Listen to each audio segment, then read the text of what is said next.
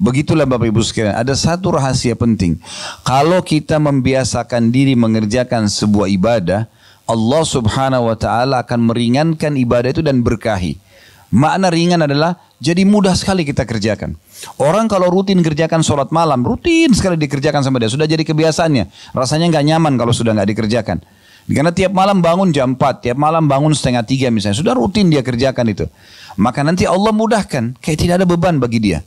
Justru beban kalau dia tinggalkan. Plus lagi muncul ide-ide yang sangat banyak di jenis ibadah yang sama. Tiba-tiba muncul, saya mau panjangkan berdirinya, saya mau panjangkan rukuknya, saya mau panjangkan sujudnya, saya mau baca dari surah ini ke surah ini ya. Kalau pernah dengar Uwais Al-Qarni rahimahullah, seorang ulama tabi'in, beliau saking rutinnya setiap malam sholat malam dan waktunya panjang untuk Tuhannya Allah Subhanahu wa taala, maka beliau pernah menjadikan satu malam semuanya rukuknya lama sekali. Semua disempurnakan tentunya, i'tidal, sujud, tapi untuk ruku lama sekali. Karena ada kurang lebih ada 11 macam bacaan ya. Ada banyak sekali, 6-7 macam bacaan dalam ruku. Itu bisa dibaca masing-masing 11 kali. Jadi cukup panjang. Selama ini kan mungkin orang baca Subhana Rabbil Azim ya. Kan ada Subhana Rabbil Azim wa bihamdi, ada Subuhun Qudusun Rabbul Malaikati war Ruh, ada Subhanadil Jabarut wal Malakut wal Kibriyai wal Azama, ada Subhanakallahumma bihamdika Allahumma gfirli. Ada banyak pilihannya. Bisa dibaca setiap bacaannya tuh 10 sampai 11 kali. Itu yang Nabi SAW biasa lakukan. Nah ini kan masih banyak sunnah yang kita belum kerjakan. Dan sayang sekali gitu. Terbuang-buang waktu tanpa kita menambah kualitas dan kuantitasnya. Jadi jangan terkurung mengatakan sunnah, ya kan? Puasa Senin Kamis terlewatkan begitu saja. Tidak puasa. Kenapa? Ada janjian, ya. Baik, kalau orang janjian memang kenapa? Apa masalahnya? Kan bisa saja janjian sambil puasa kan? Gak ada masalah. Misal contoh, sampai kapan kita nggak mau puasa Senin Kamis? Coba. Sampai ajal datang. Kan berarti hanya sunnah yang ketinggalan. Masalahnya itu. Jadi sering orang terkurung dengan sunnah. Dan kalau tidak dimulai, maka tidak akan pernah kita mulai. Ya? Karena syaitan tidak ingin kita mengerjakan ibadah-ibadah sunnah. Ya? Ada satu kata kunci juga. Orang kalau sudah sibukkan dirinya dengan sunnah, maka yang wajib jadi mudah buat dia. Orang kalau sudah biasa sholat sunnah, wajib itu pasti nggak ketinggalan. Orang kalau biasa puasa sunnah, puasa Ramadan itu mudah sekali buat dia. Kalau sepanjang tahun antum nggak pernah puasa, tiba-tiba Ramadan berat rasanya. Tapi coba kalau orang sudah biasa Senin Kamis, Ayyamul Bid, udah biasa dia. Tiba Ramadan biasa aja. Ya? Orang kalau tidak biasa sedekah, bakhil, pelit, sulit untuk zakat. Hitung zakat pun kayaknya belum tiba waktunya gitu kan. Orang kalau sudah biasa umroh, haji jadi ringan. Karena sunnah itu meringankan dan memudahkan orang untuk mengerjakan yang wajib. Belum lagi banyak sekali keutamaannya. Yang pertama teman-teman sekalian, yang perlu direnungi baik-baik, hadis Bukhari. Kalau orang yang rutin menjaga amalan-amalan sunnah, sholat sunnah, puasa sunnah, zikir, baca Quran, berdoa, sedekah, umroh, semua amal-amalan sunnah itu, maka kalau rutin kita kerjakan, Allah akan selamatkan pendengaran, penglihatan, kaki dan tangan kita dari kemaksiatan. Itu keutamaan yang luar biasa. Jadi dengan sendirinya mata kita jadi nggak nyaman kalau lihat yang haram, telinga kita jadi nggak nyaman kalau dengar yang haram, tangan kita nggak akan menjamah yang haram, kaki kita tidak akan melangkah yang haram, kemaluan kita tidak sentuh yang haram, karena rutinnya menjaga yang sunnah. Hadits Bukhari berbunyi dari Abu Hurairah radhiyallahu anhu, Nabi SAW bersabda, Inna Allah qala, sesungguhnya Allah Subhanahu wa taala berfirman, man 'ada li waliyan faqad adzantuhu bil harb. Siapa yang coba-coba mengganggu waliku, orang-orang yang dekatkan diri kepadaku, maka aku akan mengiklankan peperangan bersamanya atau kepadanya, ya. Jadi siapa yang berani-berani mengganggu orang-orang beriman, maka secara otomatis Allah yang berhadapan dengan dia. Jadi makin dekat Bapak Ibu kepada Allah Subhanahu wa taala, dan harus ada upaya pribadi untuk itu. Kalau bahasa saya sering saya katakan, paksakan dalam ibadah, paksakan dalam ibadah. Karena kalau tidak dipaksakan sholat malam, nggak dipaksain puasa, nggak dipaksain zikir pagi petang, baca Quran, nggak bakal terjadi. Karena syaitan mau hari itu, di saat kita masih hidup, tidak tertulis tambahan amal. Target dia itu. Kalau bisa ditinggalkan sama sekali, kalau tidak minimal ada yang berkurang. Maka orang-orang yang berdekatkan diri kepada Allah Subhanahu wa taala ini kalau diganggu, maka tenang saja, Allah akan datangkan tolongan atau pertolongan yang tidak disangka-sangka. Gak usah khawatir soal itu. Ini sudah janji. Allah Subhanahu wa taala akan menolong. Kemudian dalam hadis ini dirincikan, untuk menjadi wali Allah, bagaimana caranya supaya kita termasuk orang-orang pilihan Allah Subhanahu wa taala. Orang yang kalau berdoa diijabah. Orang kalau punya permasalahan ditolong dan diberikan jalan keluar. Itu namanya wali Allah. Apa saja yang dia inginkan semua mudah. Tentu nikmat akan dia syukuri dan akan datang melimpah pada dia. Cobaan akan mudah dilalui sama dia. Dan Allah akan berikan perangkat-perangkat agar dia bisa melalui cobaan tersebut. Di sini dalam hadis disebutkan, وَمَا تَقَرَّبَ إِلَيَّ عَبْدِي بِشَيْءٍ أَحَبَّ إِلَيَّ مِمَّا افْتَرَضْتُهُ عَلَيْهِ. Dan ketahuilah, tidak ada yang lebih aku cintai dari pendekatan diri seorang hamba kepadaku daripada apa yang telah aku wajibkan kepadanya. Jadi, sholat 5 waktu, ya, zakat harta setahun sekali bagi orang yang mampu, penuhi haul dan nisab, puasa Ramadan sebulan penuh, dan haji ini yang diwajibkan. Itu yang paling Allah cintai, gitu kan? Kapan kita menjaga kualitasnya dengan baik dan selalu kita tingkatkan, kalau sudah sampai pada tingkat terbaik kita istiqomahkan, maka itu adalah perbuatan yang paling Allah cintai. Ini sebab pertama orang menjadi wali Allah, yang akhirnya siapapun yang mengganggu dia Allah akan tolong gitu. Apapun kebutuhan dia Allah akan penuhi. Masalah apapun yang dihadapi Allah akan pecahkan. Lalu dikatakan, wa ma yazalu 'abdi yataqarrabu ilayya bin nawafil hatta uhibbu. Dan selanjutnya setelah yang wajib, seorang hamba terus mendekatkan diri kepadaku dengan amalan-amalan sunnah sampai aku mencintainya. Jadi ternyata amalan sunnah bisa meraih cinta Allah subhanahu wa ta'ala. Maka Allah subhanahu wa ta'ala kalau mencintai seorang hamba, dia akan memuliakannya. Apa saja yang dilakukan, berdoa diijabah, ada masalah terpecahkan, ada orang mau niat jahat sama dia, itu bisa sebelum kena dia pun Allah SWT sudah bisa selamatkan. Berapa banyak orang yang tadinya mau tabrakan gak jadi tabrakan, Allah SWT selamatkan, gitu kan? Atau ada orang ingin mengatur sebuah makar tapi gak jadi, dibatalkan makar tersebut, gitu kan? Kuasa Allah Subhanahu Wa Taala. Maka itu semua dengan amalan-amalan sunnah.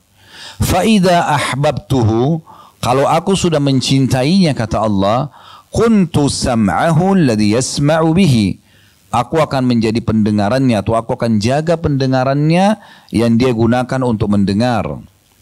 Jadi akhirnya telinga kita ini hanya dengar yang baik-baik saja, dengarin nasihat, dengarin tilawah Quran, dan merasa nyaman dalam hati dengan itu semua, sehingga selalu kuping ini selalu mau dengar yang baik-baik yang Allah bolehkan.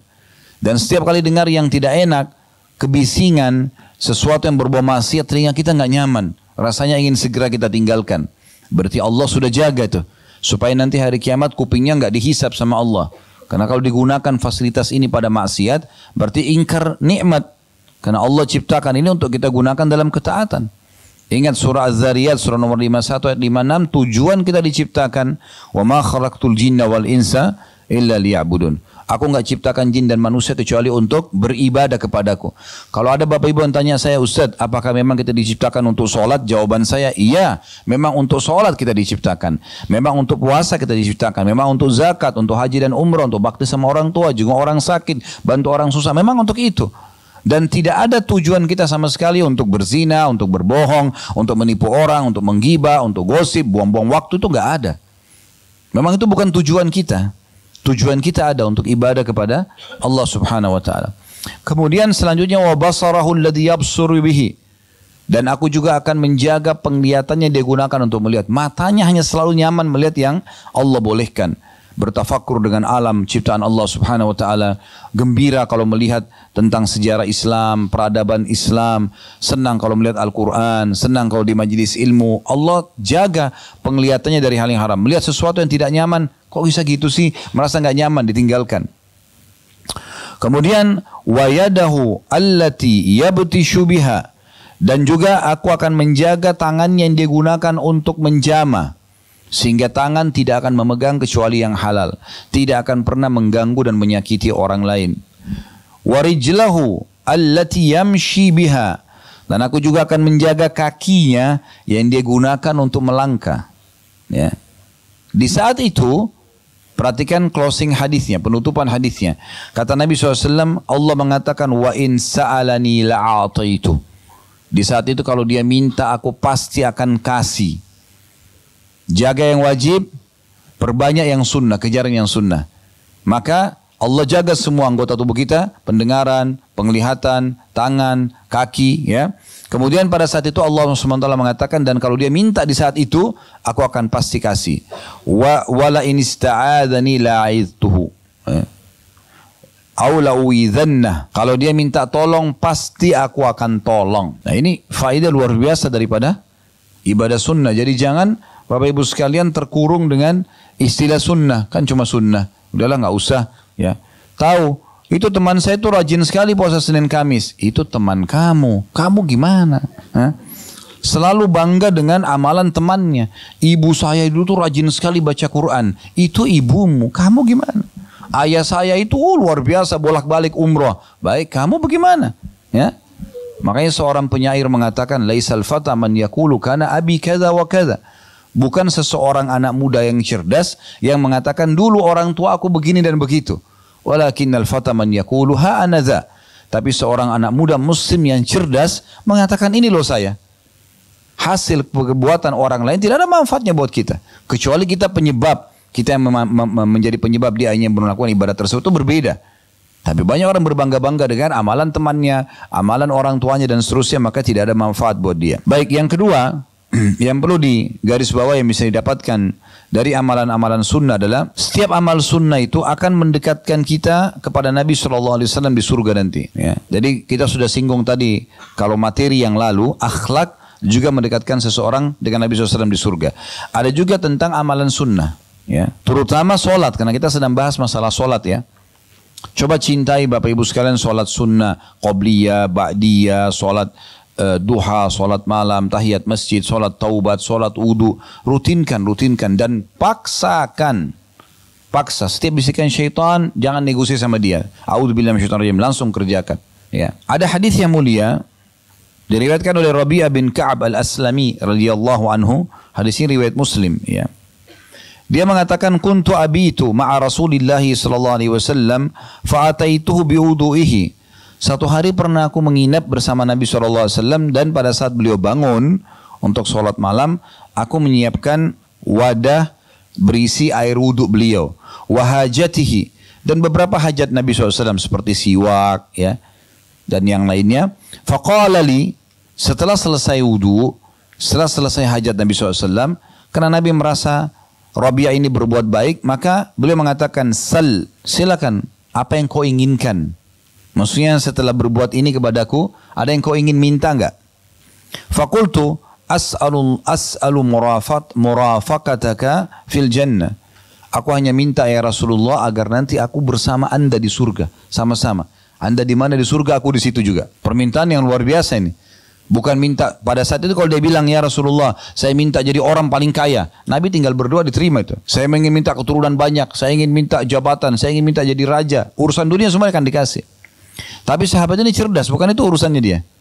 Tadi saya bilang orang mukmin targetnya selalu akhirat. Maka dia bukan cuma sekedar minta surga, tapi minta bersama Rasulullah SAW di surga. Pasti derajat paling tinggi itu. Gitu kan? Qala awal ghaira dzalik, maka Nabi SAW bilang kepada Rabi'ah, ada yang lain enggak? Maka qultu huwa dzak, aku berkata tidak ya Rasul, itu aja. Kalau itu sudah anda mohon kepada Allah untuk aku, selesai, aku bisa masuk surga bersama anda nanti. Ini mulia sekali.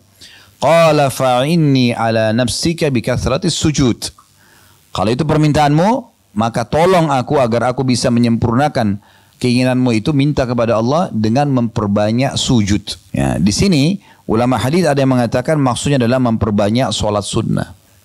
Karena pada saat itu mereka mau solat malam. Ya, Nabi SAW lagi mau solat tahajud pada saat itu. Ada juga pendapat yang mengatakan semua jenis sujud. Seperti sujud tilawah. Ya, kalau seandainya kita lagi baca ayat tentang sujud, biasanya kan sudah digarisi di bawahnya ya. Al-Quran sekarang sudah sangat modern. Maka kita sujud, ya, sujud syukur, ya. Dikatakan Nabi SAW setiap kali menerima berita gembira, pasti beliau selalu sujud, ya. Nah ini diantaranya. Tapi sholat sunnah yang paling masuk dalam makna ini. Yang ketiga, teman-teman sekalian, sholat sunnah ini akan menyempurnakan kekurangan-kekurangan nanti di timbangan amal dari amal wajib kita. Jadi fungsinya besar sekali, gitu kan. Sholat wajib 5 waktu, mungkin ada seseorang yang lupa wudu, mungkin ada seseorang yang kurang khusyuk, Mungkin dia lupakan rakaatnya, mungkin banyak hal, gitu kan? Mungkin di saat dia sholat dia lalai mengkhayal, hitung transaksi dagangnya, ya, mengingat pertengkaran sama temannya, misal menghayal, kurang pahalanya. Itu akan terbantukan dengan sholat-sholat sunnahnya nanti. Begitu juga dengan zakat. Di saat ada perhitungan dia yang keliru, ya, karena setahun sekali, maka sedekah yang dia keluarkan akan menyempurnakan. Karena sedekah sunnah. Puasa Ramadan, mungkin ada yang lalai, mungkin ada kekurangan, maka puasa-puasa sunnah akan menyempurnakan. Begitu juga dengan haji, disempurnakan dengan umroh. Ya. Hadisnya adalah hadis yang sangat masyhur. Hadis diriwayatkan oleh Abu Daud, Ibnu Majah, Ahmad, dan hadis ini tentu disahihkan oleh para ulama. Dari Abu Hurairah radhiyallahu anhu bahwasanya Nabi SAW bersabda, Inna awwala ma yuhasabun nasu bihi yawmal qiyamati min a'malihim as-salah. Sesungguhnya awal sekali amal yang akan dihisab dari sosok manusia pada hari kiamat adalah solatnya. Qala yaqulu Rabbuna jalla wa ala li malaikatihi wa huwa a'lamu. Dan pada saat itu Allah yang maha tinggi dan maha mulia akan berkata kepada para malaikatnya, dan dia Allah lebih tahu sebenarnya. Jadi Allah bertanya ini bukan kita tidak tahu, tapi Allah sudah tahu. Tapi Allah kena nugaskan malaikat, maka Allah bertanya, Unzuru fi salati abdi atammaha au naqasaha. Coba periksa solatnya dulu. Yang paling pertama periksa solat wajibnya. Apakah dia sempurnakan atau masih ada yang kurang. Fa in kanat tammatan, kalau seandainya sudah sempurna, kutibat lahu tammah, maka akan dicatatkan baginya pahala sempurna. Wa in kana taqasa minha syai'a, dan kalau seandainya kurang darinya sesuatu, qala anzuru hal li 'abdi min tatawwu'in, maka Allah berfirman kepada para malaikatnya, lihat mungkin hamba-hambaku ini punya solat sunnah. Fa in kana lahu tatawwu'un, kalau seandainya dia punya solat sunnah, qala atimmu li 'abdi faridata min tatawwu'ihi, maka Allah berfirman kepada para malaikat, sempurnakan kekurangan solat wajibnya dengan solat sunnahnya. Thumma tu'khadul a'malu ala dhakum. Kemudian pada saat itulah seluruh amal-amal yang lain diperlakukan seperti ini. Ya, maksudnya puasa tadi saya bilang zakat dibantu dengan sedekah. Kemudian puasa Ramadan dengan puasa sunnah. Kemudian ya yang haji dengan umroh, ya. Oleh karena itu ini semua akan sangat membantu kita beribadah, ya. Kemudian juga dia akan menjadi penyebab dihapuskan dosa dan ditinggikan derajat. Wudu akan menggugurkan dosa-dosa, zikir akan menggugurkan dosa-dosa, berdoa, baca Quran, sholat sunnah, semua amal-amal sunnah ini penyebab pembersihan dosa. Tapi memang yang dibersihkan dosa-dosa kecil, ya. Kalau dosa-dosa besar Bapak Ibu sekalian itu butuh taubat nasuha, kembali kepada Allah dengan jujur. Istighfar, astagfirullah, artinya saya mohon maaf ya Allah. Seperti kalau Bapak Ibu buat salah sama orang, bilang maafin saya. Nah itu astagfirullah. Kalau wa atubu ilai, artinya aku janji tidak akan ulangi. Ya, jadi kalau kita bilang astagfirullah wa atubu ilai, ya Allah maafin saya dan saya janji tidak akan ulangi. Makanya Imam Nawawi rahimahullah mengatakan, kalau dosa besar seperti zina, berbohong, riba, ini harus dengan taubat nasuha, dengan 3 syaratnya. Tinggalkan dosa itu seketika. Lagi zina, lagi bohong, lagi riba, berhenti. Yang kedua sesali. Yang ketiga janji sama Allah tidak akan mengulangi. Maka insya Allah kalau 3 ini dipenuhi, maka dosa besarnya akan dimaafkan. Baik. Ada lagi satu poin di sini saya ingin titik beratkan Bapak Ibu sekalian. Di saat saya menyebutkan atau teman-teman mendengarkan dari siapapun ustadz-ustadz kita, itu dosa kecil. Jangan terkurung di kata-kata kecilnya. Sama tadi. Itu kan cuma sunnah. Nggak boleh terkurung dengan kata sunnahnya sehingga kita tinggalkan. Jangan juga bilang, oh karena dosa kecil berarti boleh saya kerjain. Enggak. Dosa kecil tetap juga akan ada konsekuensi hukuman. Ya, nggak boleh dianggap remeh itu. Kata Nabi SAW, dosa-dosa kecil itu pun kalau menumpuk akan menjadi besar. Ibaratnya ranting-ranting kecil, kalau ditumpukin jadi banyak, dia akan menjadi penyebab datangnya api unggun yang besar. Jadi nggak boleh. Satu dosa kecil dalam sebuah hadis disebutkan kalau dikerjakan oleh seorang hamba akan mendatangkan 1 titik hitam di hatinya. Ini bukan dosa besar, dosa kecil, titik hitam. Kalau dia ulangi lagi, titik hitam lagi. Kalau dia ulangi lagi, titik hitam. Nanti bisa hatinya menjadi hitam kelam, bahkan lebih keras daripada batu. Sehingga akhirnya setiap kali ada peringatan dari Allah Subhanahu Wa Taala, apapun sifatnya, maka tidak ada pengaruhnya bagi dia. Berapa banyak orang yang sebaliknya, kata Nabi SAW, kalau orang berbuat amal soleh walaupun sunnah, apalagi yang wajib, sunnah, maka Allah titikkan dalam hatinya titik cahaya yang terang. Kalau dia buat lagi sunnah, titik cahaya yang terang. Terus begitu sampai hatinya menjadi terang benderang. Dan di saat itu dia akan sangat peka. Sedikit lihat fenomena alam saja sudah ketakutan dia, jangan sampai Allah hukum nih. Jadi orang-orang mukmin itu kalau hatinya sudah tersentuh dengan cahaya keimanan karena amal soleh yang dia kerjakan, maka akan memudahkan dia, Bapak Ibu sekalian, ya, untuk peka sekali, ya. Kadang-kadang hanya sekedar melihat sebuah nikmat, mungkin dia lagi dahaga, tahu dia minum dapat air es dingin, hilang dahaganya, dia bisa tetesin air mata tuh.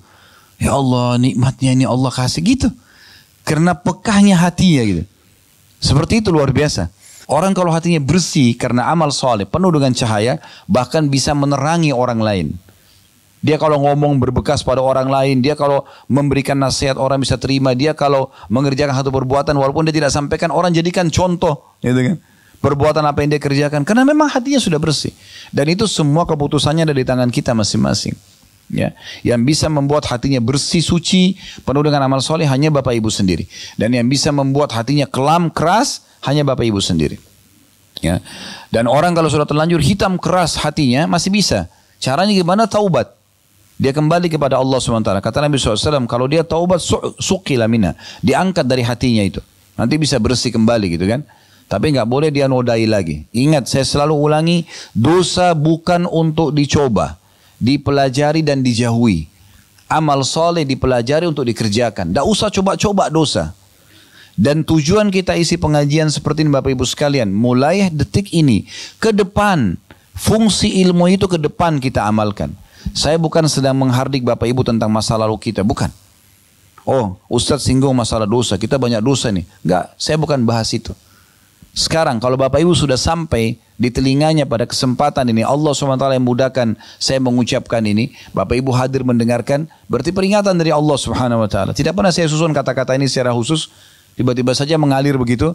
Allah sampaikan ke telinga Bapak Ibu, sampaikan ke hati untuk kita jadikan sebagai pegangan, gitu kan? Berubah dari sekarang ke depan. Bagaimana kalau kita punya masa lalu yang salah, taubat segera, kembali ke depannya luruskan. Baik, kita masuk yang keempat. Dihapusnya dosa-dosa dan diangkatnya derajat, ya. Ada kisah yang unik dari seorang tabi'in. Dia bernama Ma'dan bin Abi Talha, ya. Al-Ya'mari rahimahullah. Beliau pernah berkata, aku pernah bertemu dengan mantan budaknya Nabi SAW yang bernama Thauban radhiyallahu anhu. Di Thauban ini dulu budak Nabi bebasin, disilangkan dengan maula, ya. Namanya Thauban. Dan aku berkata kepadanya, pas ketemu dengan Thauban, wahai Thauban, beritahukan kepadaku satu amalan yang bisa memasukkanku ke dalam surga. Ini cerdasnya orang ini, ya. Ma'dan ini dia ketemu sama seorang sahabat Nabi dan orang dekat dengan Nabi, karena ini adalah pembantunya Nabi gitu. Maka langsung dia bilang, coba sampaikan kepada saya. Maksudnya apa yang kamu ketahui, amalan yang pernah kamu dengar dari Nabi yang bisa bawa masuk dalam surga.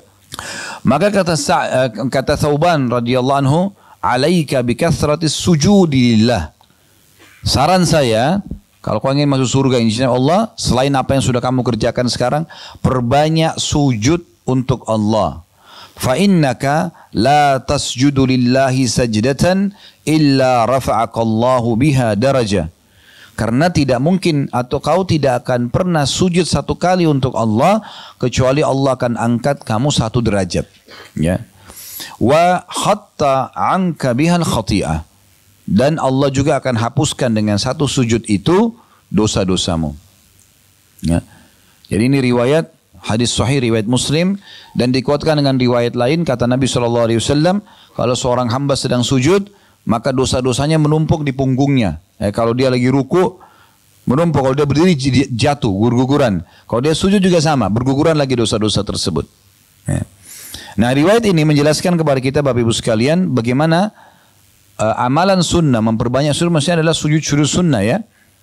Maka itu akan meninggikan derajat dan juga mengampuni dosa-dosa. Mengampuni dosa-dosa, ya. Baik, ini kurang lebih gambaran tentang masalah keutamaan amal-amal sunnah ya. Tentu banyak sekali nih rinciannya, tapi ini secara global, secara garis besar ya.